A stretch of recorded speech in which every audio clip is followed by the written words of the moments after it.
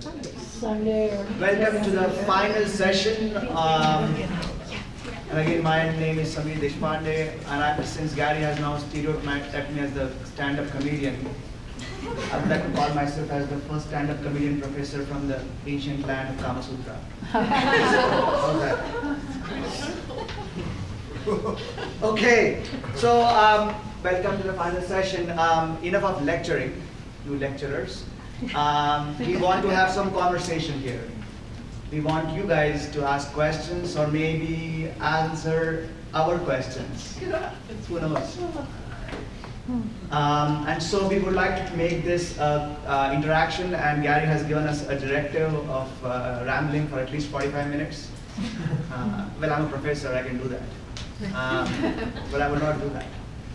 So we want you guys to participate as much as possible, and I have been told that we want to record what you say. So we would like you to come over here and take up this mic and ask a question so that we can do the recording adequately.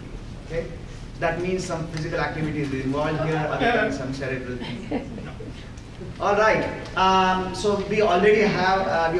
I don't need to introduce our elite panel here. They all have been introduced adequately for the last 2 days. Starting from here, you have Isaac Shapiro, Sheila Wright, Kanila Michelle Myers, and Tom Crockett. And so we would write, and they all have planned to be incomprehensible, as I was told through email. They're all self-proclaimed heretics. They all want to indulge in this paradoxica as they have been doing for the last 2 days, so we'll continue doing that for the next 45 minutes. All right, so I'm going to open this up and let you guys talk. So over the last couple of days, we have had wonderful conversations, wonderful thoughts, feelings, emotions, happening in this room, beautiful energy flowing through. What has been your thought? What comes to your mind right now? Does anyone want to share, ask, talk? So the mic is yours.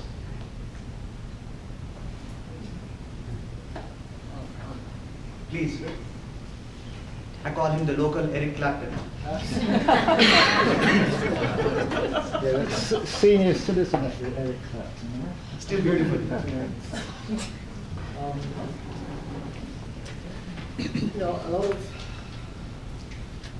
wonderful stuff in terms of a lot of wonderful stuff. As a In terms of pointers, I have been greatly inspired by what I've heard, and they've come at it in different ways, somewhat, and similar ways in other ways. But the question that perennially plagues this consciousness is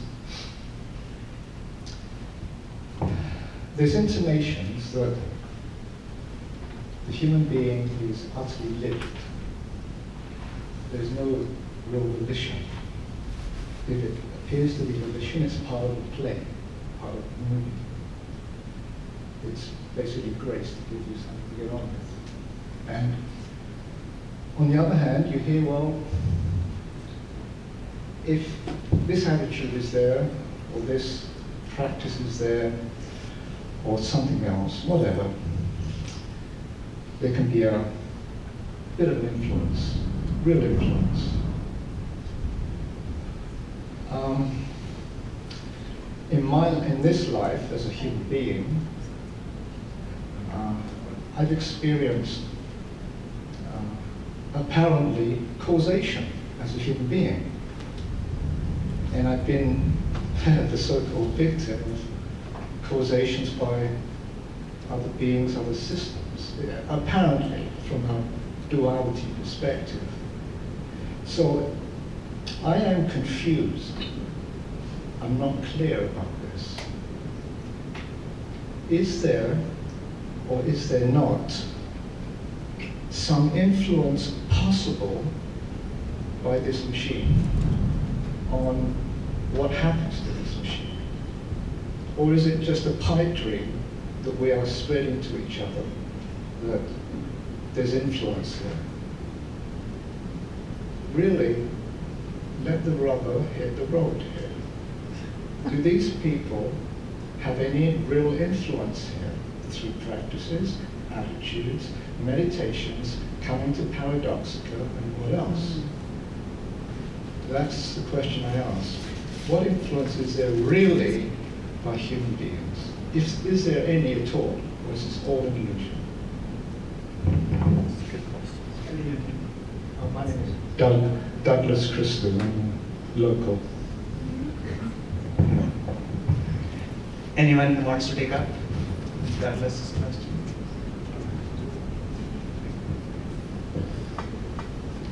So,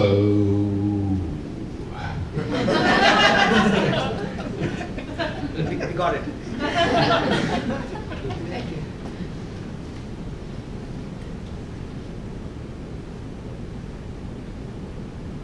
you know, an answer at a mental level is not going to do anything for you. Because you'll either agree or you'll disagree, or it'll just add to the confusion. So, that's not going to happen.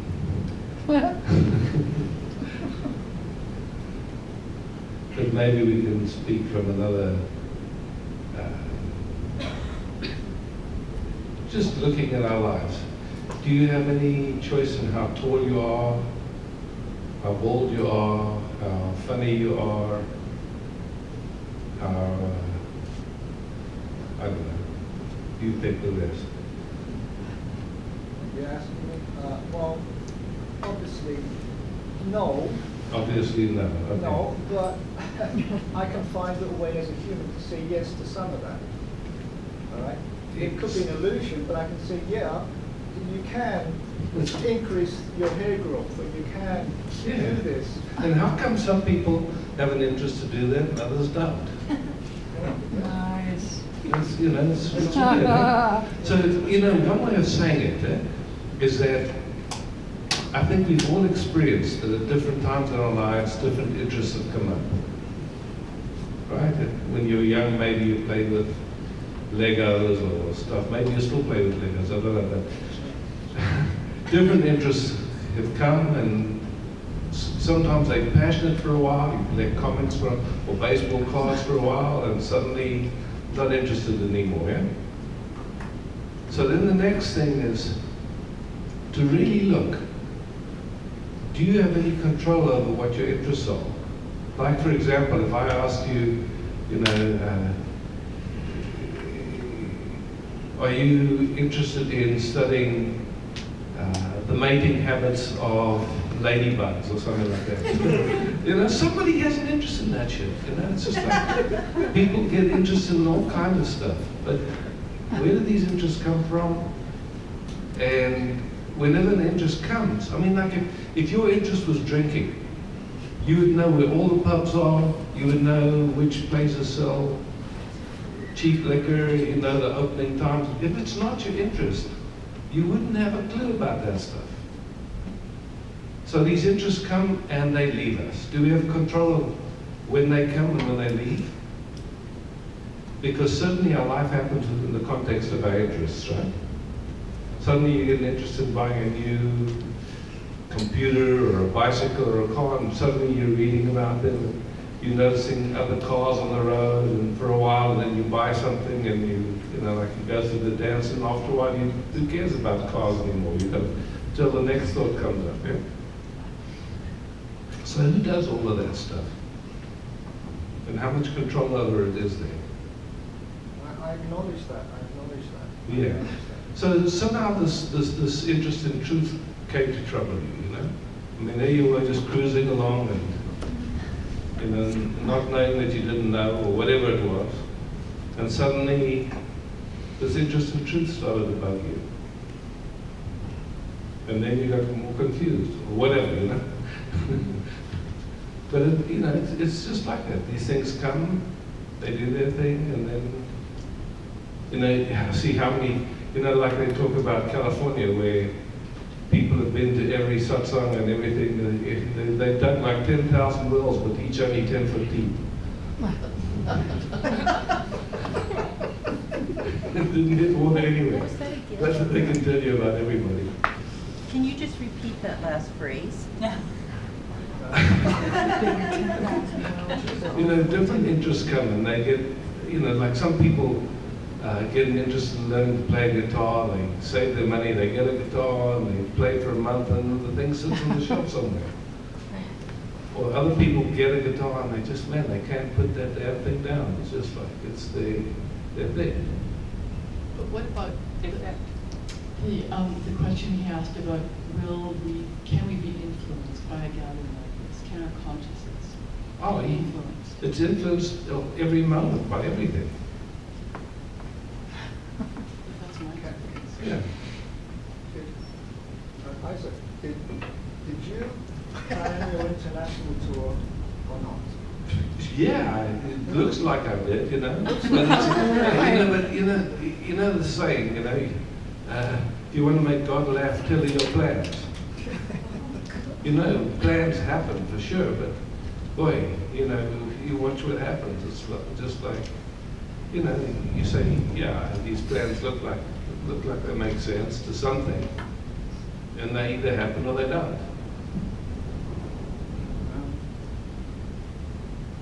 I remember one time I, you know, booked to go to Amsterdam, and we booked a venue, and at the last minute it was double booked. So we didn't have a venue, and we ended up in the red light district in a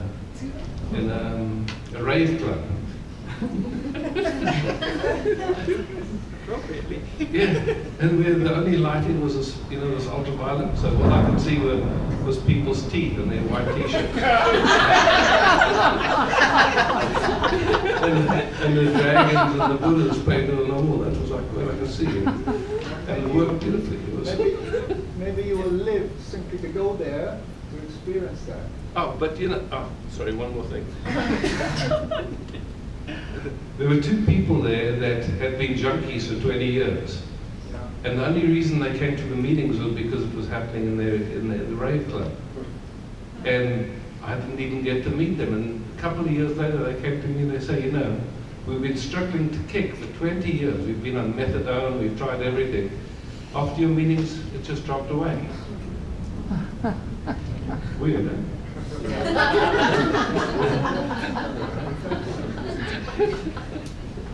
So, I mean, your question was, is there an effect? Can we have an effect? Can we have an effect? Yeah, by all this And stuff. by all this stuff, Yeah. exactly, all this stuff, it's all happening, it's all an illusion.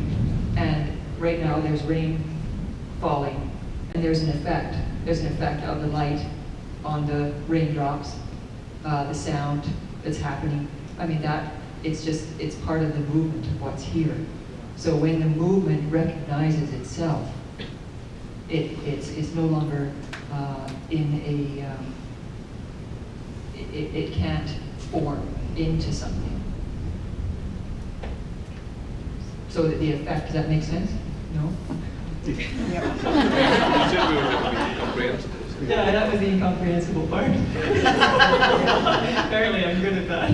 So it's because we're aware of that, right, effect, right here, because you already came here for this truth, this interest, then being aware of awareness, being aware of it, it's in free flow, it's in unison with the flow of what's happening here. It's at ease with itself, so the effect can be a flow and an ease instead of what looks like suffering.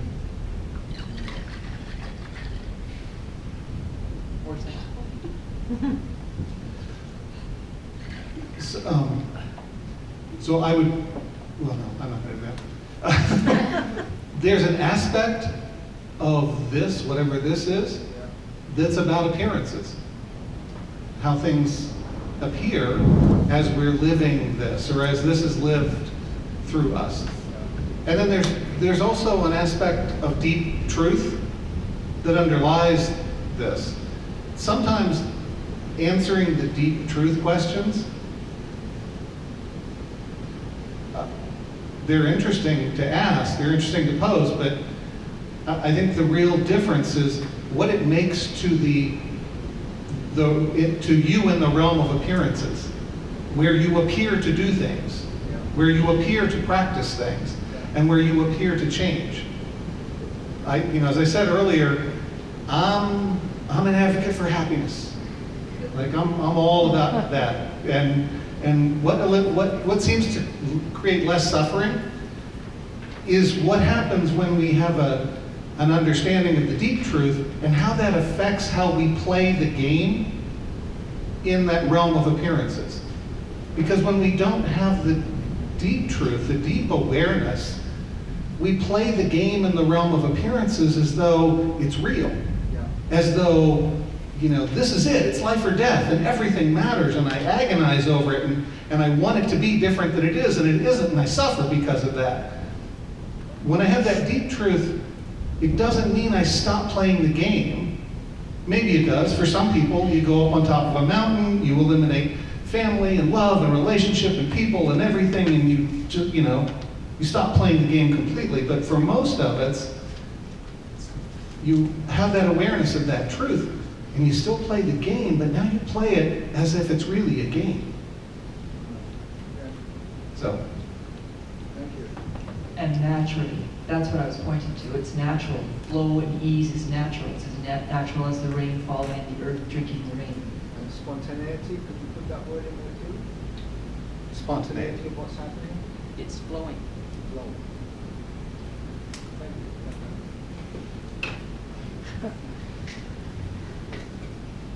The field of consciousness in this room right now, I think we're not really on the word level very deeply. I don't perceive that that's really what's happening. So, I'll say what I'm saying, knowing that the words may not land. I think we're on some other level right now. The question of influence is a beautiful question. And my sense is that we're living in a field of infinite, mutual, interpenetrating influence all the time. We can't do anything about that.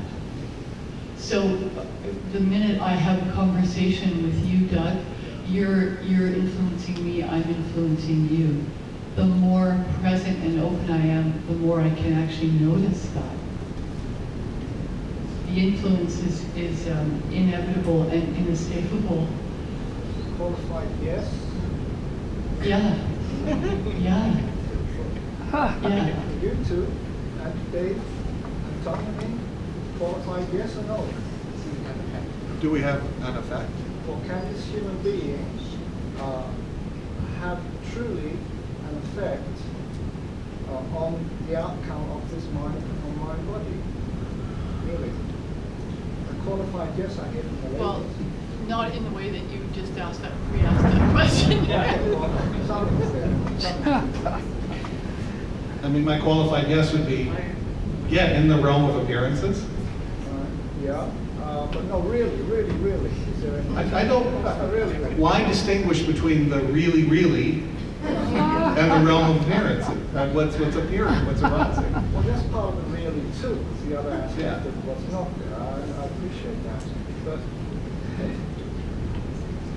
the dilemma of most seekers, as I see it, and I'm part of it too, is that you're being lived, it's beyond you, you can't even understand or describe what's going on here, and yet here, read this book, do this practice here, and maybe something will happen.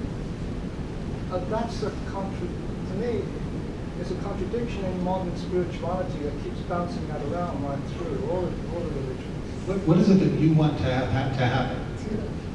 I suppose, yesterday I was saying, I don't have any big questions. And here I am asking a question, but really, it's a question of, it's bothered me for 40 years. And yet... So just stop for a second. That question, it's a great question, yeah? Just identify whether awareness is asking that question or the sense of I is asking the question. We just take a moment to see what is it that's asking the question. Well, It pains my heart, this question. Say again. This question, when it arises, I kind Yeah. of put it away.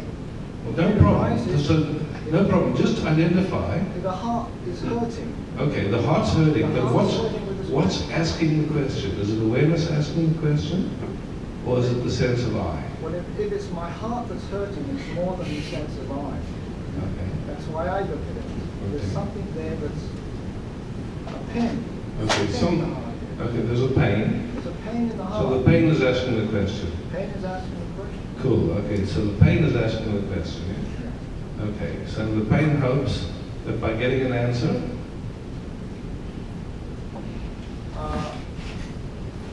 I would say for everybody in this room, if they have any bit of me in them, they might find it useful to hear you guys comment. Okay. Cool. That's the share. Yeah. So cool. So the pain is asking the question. Yeah.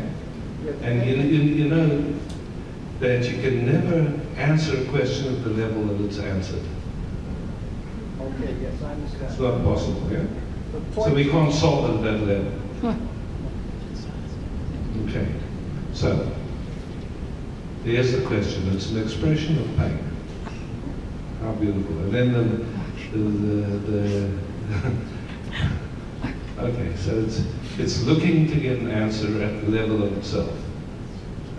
I suppose you can say, yeah, you can say that. Although I appreciate that even a direct verbal response is still only speculative to the consciousness.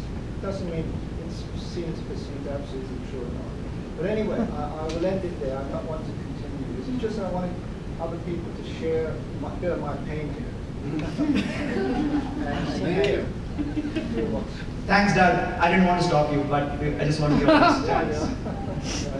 And talking about influence, I believe this cosmic energy is bringing rain down here. Well, actually, I wanted Dad. to respond to this, because I think if it's a question of free will is an appearance, the body's an appearance, actions are an appearance, results are an appearance, everything's an appearance. So it's as real to make a choice as it is to have a result. But we're not in control of the results. I think this is one of the big things that's troubling for people. It's like, I want to do a certain action because I want a specific result. I want a guarantee. You can make choices in this field, but you can't control what comes back to you.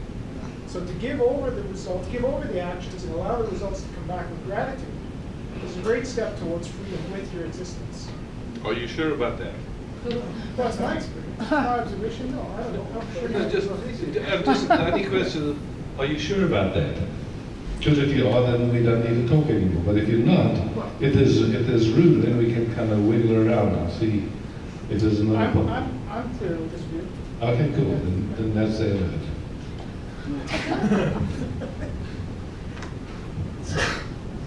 All right. Any other volunteers?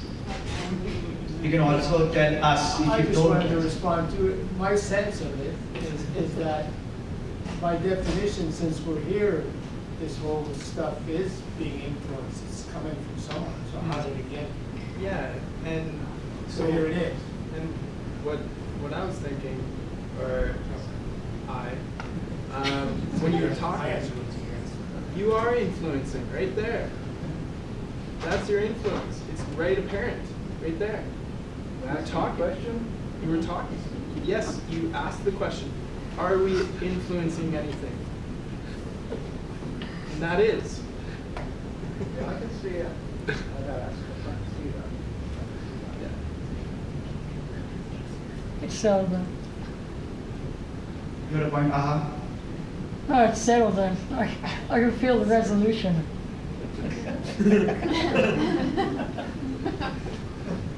The UN resolution. The resolution. Resolution. Any other questions, thoughts? No? Yes, please. You may have to come.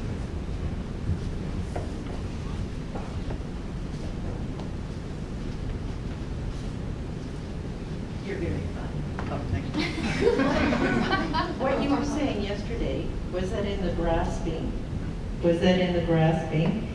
There's this dance that one can become involved in. What is?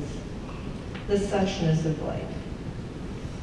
When you said this morning that in fact, about the thought, but it's not about the thought, but you were familiar with it. I learned about the Wizard of Oz this morning. And when people question even if this is, one starts to become aware of the fact that just by bringing that question into it, it is. So when you say, do I have an influence? Yes, you do.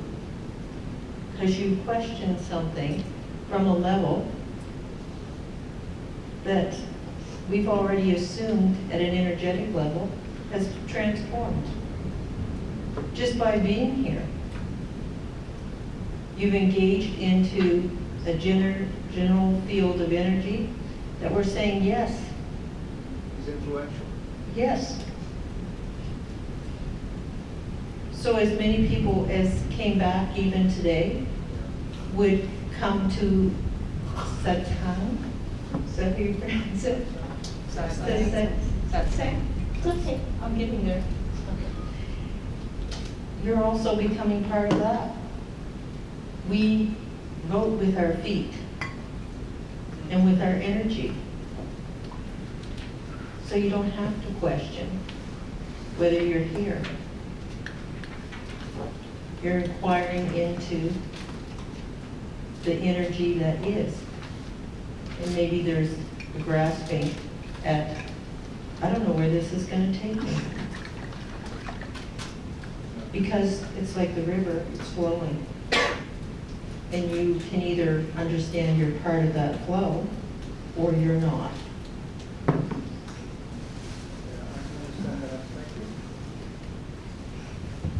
Thank you very much.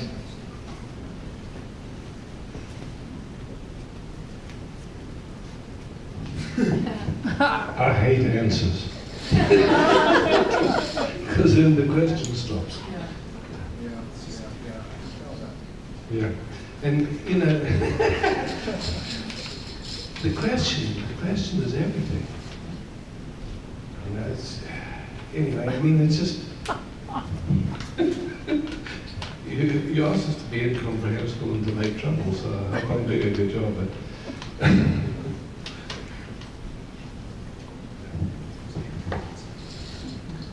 I was thinking back to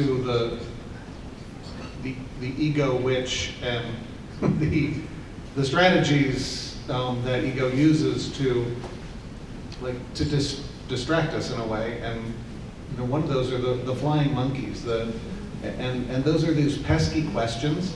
Like this one. Yeah, that are sometimes like there seems to be, you know, real excess. I feel the pain that you're feeling with this question, but if you've been hurting from this question for 40 years,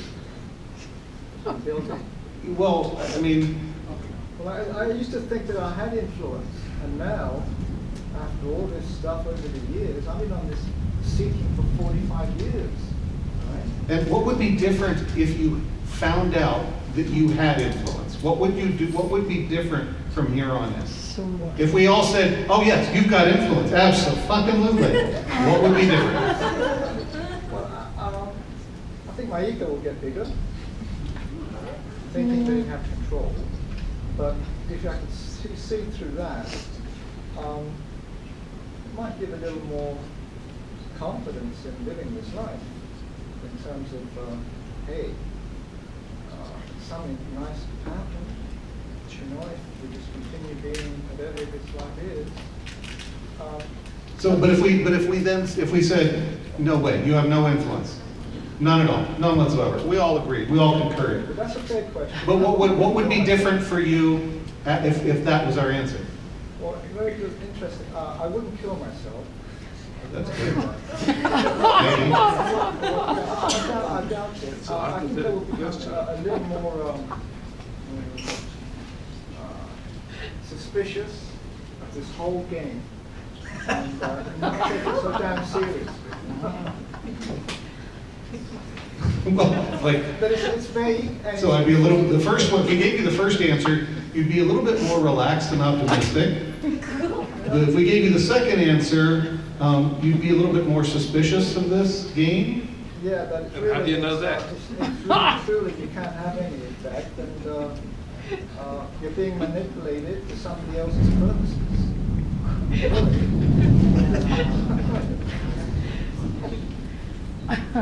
So anyway, no,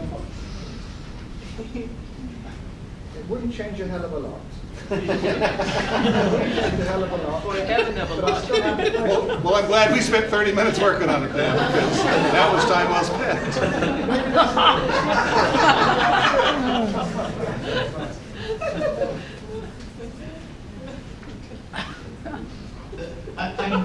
I'm sorry, Doug. I appreciate it, eh? I'm noticing that that I'm hoping that we don't walk away from this experience of the whole weekend and what we're doing right now with the feeling that, you know, we know what's happening, or that we've landed somewhere, and just noticing what happens to the energy as soon as I think, oh yeah, I've got it. I've got you. You know, It's got I'm you. clear now. I've sorted things out. I know what the non-dual reality is, and then how everything just shuts down. Maybe on a subtle level, but you can feel it. And it's so beautiful to let those efforts just fall away. This is what your friend Isaac was referring to this too, right? A very clear answer shuts things down. And I even- accept that, that's beautiful. I feel the rightness of that statement too. And yet, I can feel the rightness of that, and I can still feel the pain. Oh, beautiful. That's Both there. That's awesome. Yeah. So, That's great. Well, Doug spent 45 years on this question. He can spend 30 minutes. Permission granted. So I had some backup questions. Maybe I'll throw one of those here. And it came from Tom, so maybe Tom can answer it. Is enlightenment wholly subjective, or as in W-H-O-L-L-Y, not H-O-L-Y? Is enlightenment wholly subjective, or are there objective signs that suggest someone actually is enlightened? And starting from left. Enlightenment is a concept.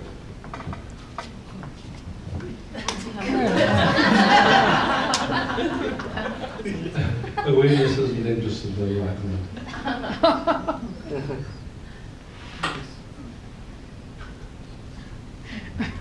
Yeah. I claim my right to remain silent on this question. Because anything I say would incriminate me totally that I believed in the concept.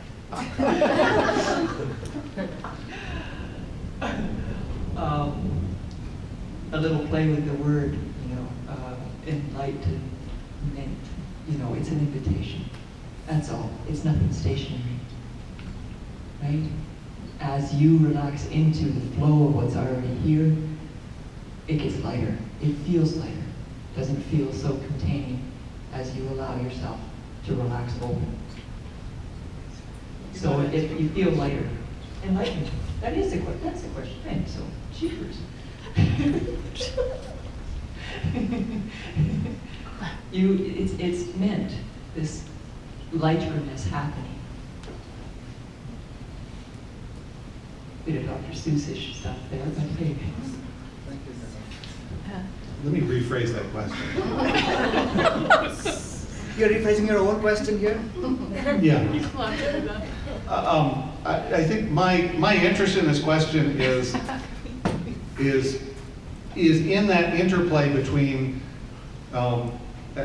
really that truth of awareness and the realm of appearances. And if someone says, I've had this experience and I've awakened and I am truly liberated and I have Run a mile. yeah okay but it's true that you hear people kind of proclaim that, that's true for them. And I mean, I'm not in any position to judge a subjective experience you've had, because by its very nature, I can't be inside you and judge that and say, well, no, that didn't happen. But on the other hand, in the play that we have with each other, how we show up in the world, how we behave to other people, how we present ourselves, my question is, would that sense of awakening alter the way we show up in the world in a way that other people would notice, or not? Maybe you could be a total asshole and have this amazing awakening experience and become, you know, a saint, and still be a total asshole, and still treat people badly, and still do things that to everyone else appeared like you've got a rampant raging ego hidden behind your claim of not having an ego. I mean, that's just an interesting question to me. Is there something that we would expect to see in how someone who claimed to have had an awakening kind of experience shows up in the world? So I don't know if that helps. It's a concept. Yeah. Is awakening an experience, first of all? And, you know, someone asked Ramana Maharishi, how can, you know, like, what's a way to know if somebody can assist you? And his answer was simple, and I love it. It's just that if you find yourself getting quiet in their company,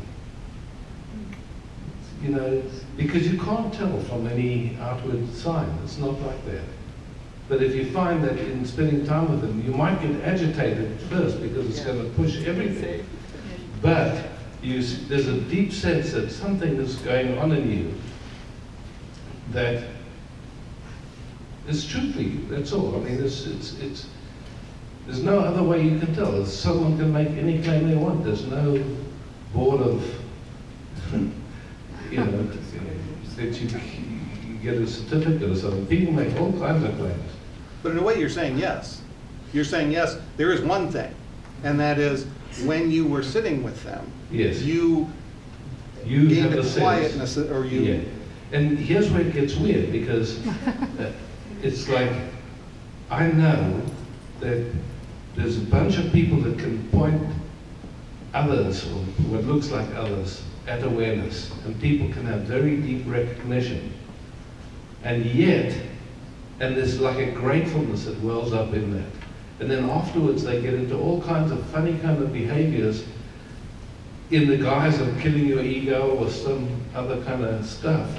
And people will go to unbelievable lengths in the idea that they're getting somewhere. And it's like, you see it again and again. I mean, there's so many examples of that.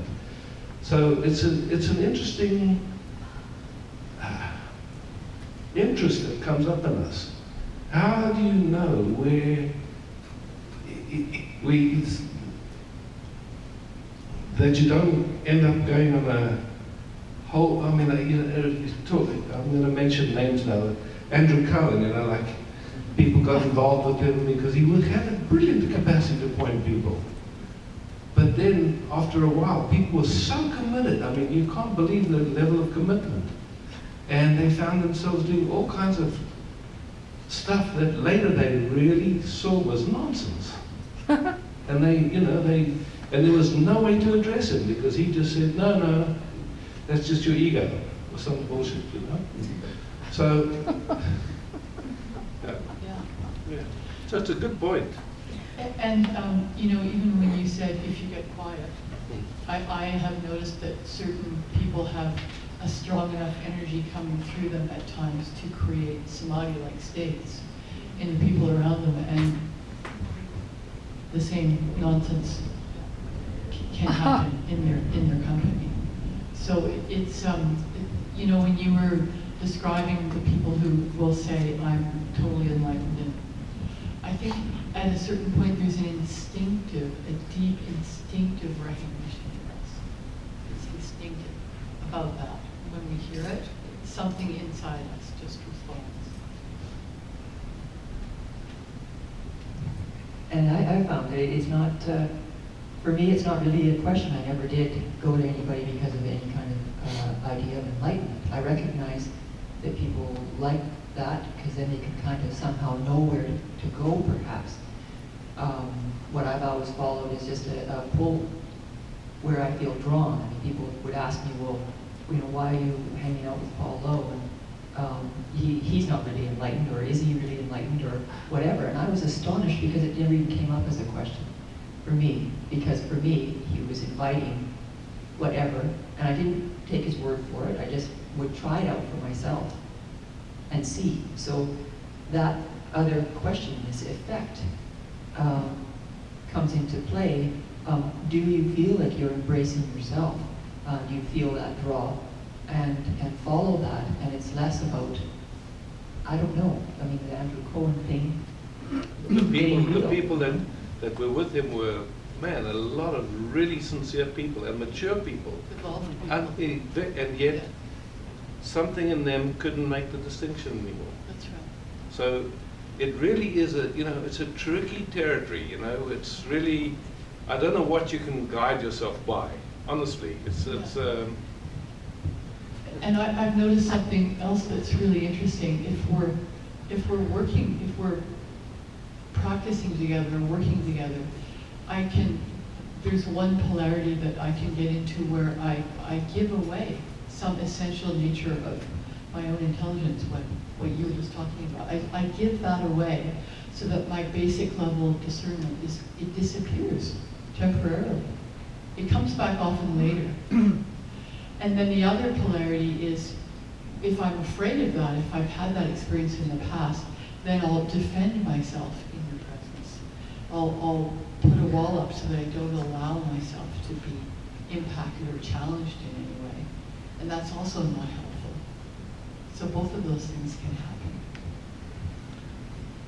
This may come back to Doug's question about effect, but because we got 2 minutes. But We're going to be working on it for the next 45 minutes. It's contagious. There's your input. If we do the work of embodying an awakened experience, living it, it's hard to say that you increase the amount of love in the world because it's all love, basically. But it feels like maybe there's a sense that you increase its ability to flow in that realm of appearances. So there is an effect. There is something positive in the idea of really trying to take an awakened experience and embody it, live it, you know. So I don't know. I mean, is that just a concept, or does that? Yeah, that's back to the enlightenment, like the whole, because we're one, because we're not separate, the whole expansion of what's happening, that it expands as we lighten up, as we get lighter.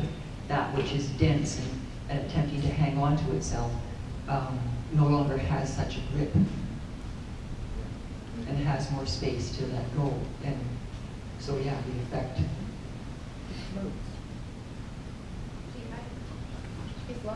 There's a question.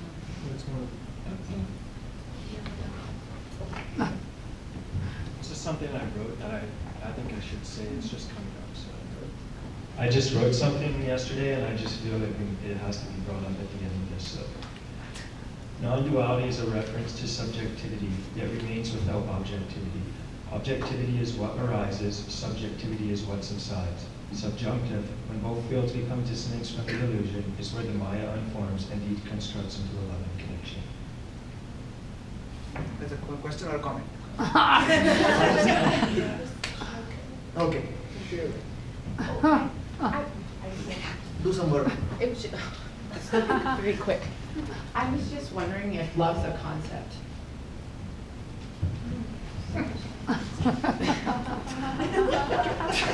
We have 5 minutes left to answer this deep question. And you get only 1.25 minutes. love is one of those words that we use a lot, and it's you know, it's to really inquire into it is actually beautiful.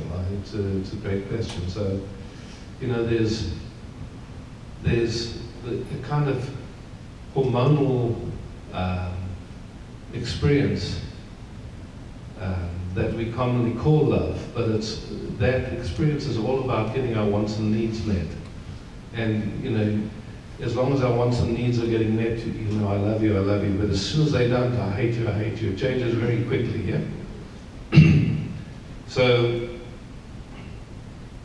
but that's called love. And I think what you're actually speaking about is unconditional love, which Nisargadatta, he put it like this, he said, when I know I'm nothing, that's wisdom. When I know I'm everything, that's love. So, you know, this morning I asked, can you recognize that actually the whole universe is an experience to you? Everything, including your body, including everybody. It's all an experience appearing in you, in awareness, yeah? Now, to the extent that that experience is received as the beloved, then there's the recognition that it's a field of love. The whole universe is a field of love.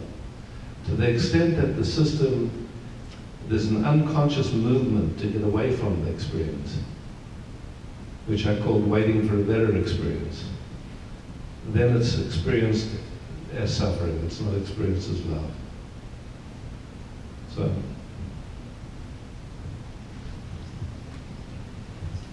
thank you for that question.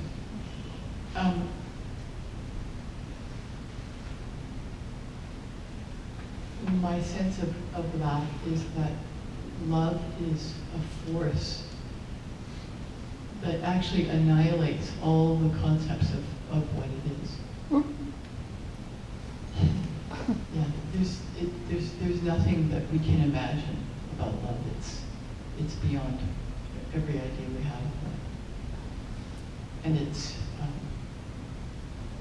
we're made of love, so we all actually know what it is beyond the mind.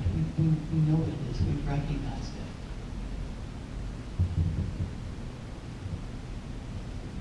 Very similar. Have you felt love, that you recognize it when you felt love? Well, that's what I was wondering, is we talk about love being the ground being, but is it just through the lens and the perception of what we're calling love, or? Have you experienced love? I don't know. You don't know? No, that's what I'm saying, like, I don't know if it's a perception, is it a swooshy feeling unconditionally, or? Do you love anybody? Right now, as soon as I ask that question, does somebody arrive at an image of someone or a felt sense of someone? Could be a mother, father, you know, anybody. My dog. Your dog, right? Okay, so what happens when your dog is around, or even thinking of love and your dog? There is no concept, like, there's no perception or anything, there's just right. a beingness. That's the answer. Yeah.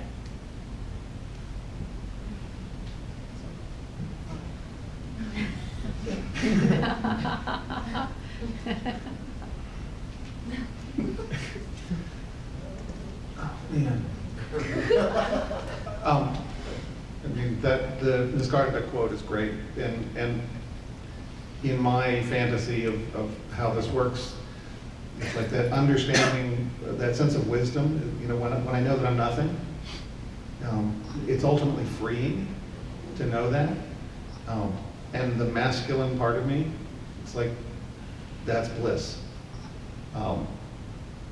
And knowing that I'm everything, the feminine part of me, it's like, that's bliss. I mean, to a certain extent, love is a word. I think why this is interesting as a question, well, it's more interesting as a question than as an answer, is because as long as we keep asking that question, as long as we keep inquiring into it, then it doesn't get pinned down somewhere as love equals exactly this, or freedom equals exactly this. I think you keep asking that question, and you kind of sit with what arises.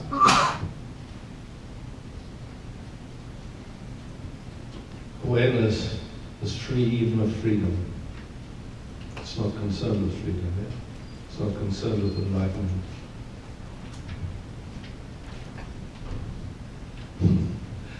Yeah. It's so weird, you know, because there's these two conversations. There's awareness. Really, there's nothing happening. But awareness isn't concerned with love either. Awareness isn't concerned with love either. That's the whole thing. Yeah. And you know, to me, it's like Papaji used to say, it takes two wings for a bird to fly, because he was talking about jnana, knowledge, and love. And so it's not. I don't even see it as masculine and feminine. I just see it as you know, like sometimes it pulls heavily into nothing, and sometimes it's just this overflow of everything, and it's like breathing in and out. It's not, you can't only breathe in and you can't only breathe out, you know. So it's like, so. Well, but that deep truth, Yeah. I mean, of awareness is not concerned with love. Awareness is not concerned with freedom. Yeah. You're exactly right. At Yeah. that deep truth level. Yeah. And then the question is, how do you let the deep truth awareness, which is not concerned with either of those things, how do you let that When the nervous system doesn't have the information it has, and it's acting from a feeling sense of not being seen and felt. No, my question, or just what interests me, is how then that colors our experience in that realm of appearances. What do we do with that information? We still love people. We still feel that sense of love. We still seek that bliss of freedom, even though awareness could care less about freedom. Awareness could care less about love. But if we know that it could care less about it, then maybe we can take our pursuit of it less seriously and eliminate some suffering in the process. It's so beautiful, this conversation, actually, because you know what we can see is that there is a pursuit of something, of what, like I called it a yearning. Mm-hmm. Okay, and then we personalize it. We say it's mine. So that's, you know, like a movement already, but there's just this yearning, you know, it's showing up as some sense of. It's just a movement, actually. It's a movement towards. It's a movement towards connection in what is already connected. It's so weird. Right. But at the level of the nervous system, it's just that the nervous system never got the information it needed to embody here. Once it gets that information, it doesn't need that movement subsides. But if it doesn't have that movement, you could sit as awareness. But the moment you move into existence, there's difficulty. Well, the moment you claim it, if you say that yearning isn't yours, it's not mine, it's a field, it's an arising, but we play in that field. And the moment we are playing in that field and we go, this is mine, this yearning is mine, there's a clench. Absolutely. Things stop moving. Absolutely. And we start suffering. Yes. So that's interesting to see. How does that movement happen of this is mine? Because it's like, in looking at it really carefully, much as, okay, there's a yearning here, and there's this movement to call it mine. Somehow it goes in that way, and so you look, okay, what is that movement to say it's mine? How does that happen? Who does that? How does that function? Is there someone that actually does that? Or is it just somehow, you know, like a movement that happens unconsciously? You look really closely and you see, wow, it's just a movement. And that movement of my is also, nobody does it. It's just like an unconscious movement, which has big consequences, basically. So in a way, don't you have to make it conscious to How does it become conscious?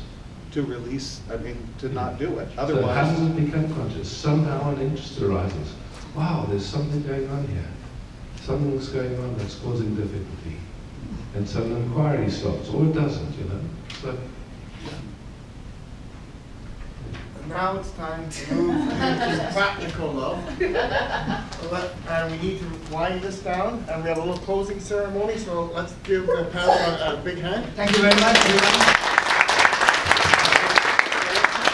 So I'd like everybody to stand up and let's make a circle. And somehow make a circle of all together.